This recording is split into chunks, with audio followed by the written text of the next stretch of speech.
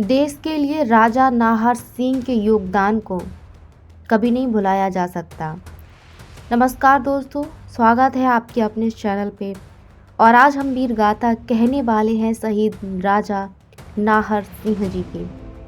पराक्रमी राजा नाहर सिंह का जन्म वर्ष 1823 में बल्लभगढ़ रियासत में हुआ था।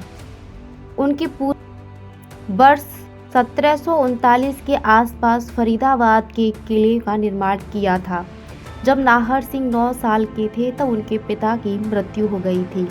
तब उनके चाचा ने राजकाल संभाला। वर्ष 1839 में नाहर सिंह की ताजपोशी हुई। 16 वर्ष की आयु में नाहर सिंह का विवाह कपूरथला की राजकुमारी किशन कौर से हुआ था। राजा नाहर सिंह तलवार के धनिये थे, साथ ही साथ शासकीय कूटनीतिक में भी दक्ष थे।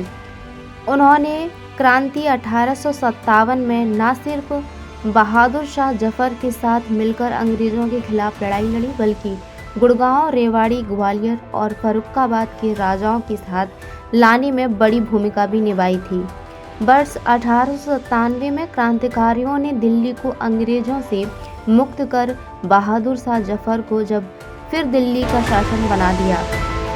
जब उनकी देखरेख की जिम्मेदारी राजा नाहर सिंह को सौंपी गई, राजा के सैनिक दक्षिण और पूर्वी दिल्ली में दीवार बनकर खड़े हो गए। उन्होंने अच्छी मार्चबंदी कर दी और जगह जगह चौकियां बनाकर रक्षक और गुप्तचर नियुक्त कर दिए। लेकिन दिल्ली ज़्यादा दिनों तक आज़ाद नहीं रह पाई। अंग्रेजों ने अचानक पश्चिमी छोर यानी कश्मीरी गेट के रास्ते से दिल्ली पर हमला बोल दिया, जिससे खलबली मच गई। बहादुर शाह जफर को भागकर हुमायूं के मकबरे में शरण लेनी पड़ी। नाहर सिंह ने बहादुर शाह को बल्लभगढ़ में शरण देने को कहा, लेकिन वह नहीं आए।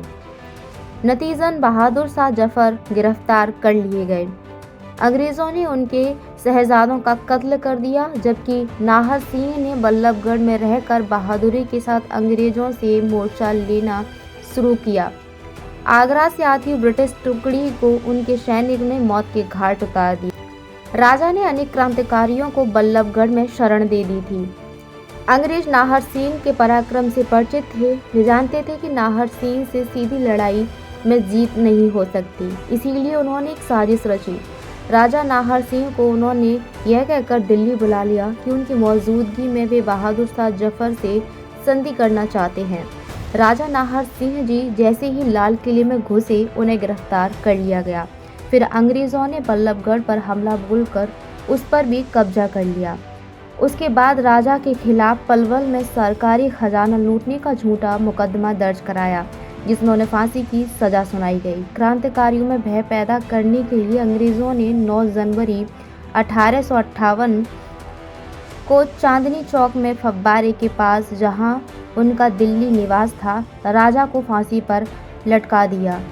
उनके साथ ही उनके सहयोगी गुलाब सिंह सैनी तथा भूरा सिंह को भी फांसी दे दी गई।